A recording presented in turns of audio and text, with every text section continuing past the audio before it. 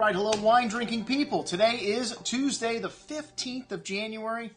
Halfway through the month already. Wow, we've got 4 events this week.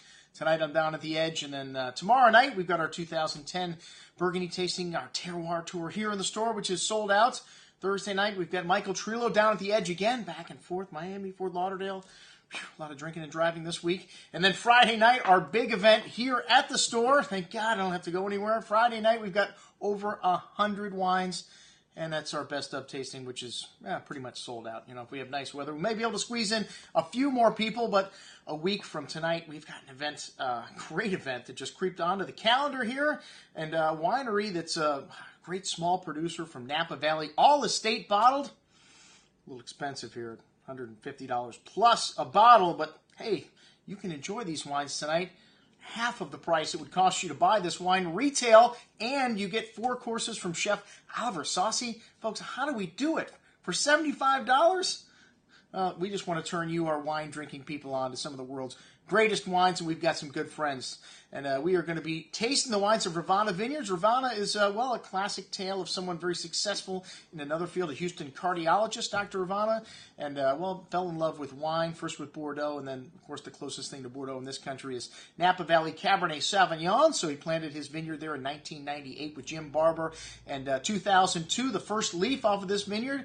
I believe his first winemaker was Heidi Peterson Barrett, and as of 2011, he has employed the great Thomas Brown. Thomas Brown, most famous for his work at Schrader with, I don't know how many, 100-point wines, but Thomas makes some great wines, as does Heidi Peterson Barrett. So I don't know which one you're better off with. Heidi Peterson made Screaming Eagle, Thomas Brown, Schrader, but 2 great winemakers, and I'm sure the wines are just going to get better and better as this vineyard gets older.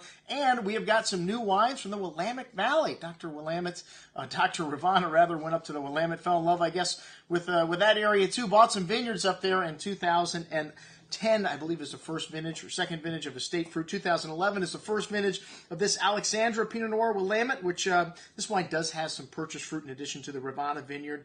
And 2011, a very difficult year. This wine made by Lynn Penner and Brian Wheel as the assistant. And 2011, the wines were still green at Halloween. The grapes were. They were really nervous. They were not going to get things right. But by Thanksgiving, everything had gotten ripe. And what that means is you got a lot of hang time in these wines. A lovely flavor development in there. Some light red berry fruit, strawberry, raspberry, kind of cranberry with some fresh, a hint of spice and light smoky notes. Really bright on the tongue, which we like about Pinot Noir, that silky, sexy texture. And then the acidity and spice that clean everything up on the finish. A really nice little wine. Light, but not in nuance. This wine's only 13% alcohol. All right, well, we got some great food items here. I love this.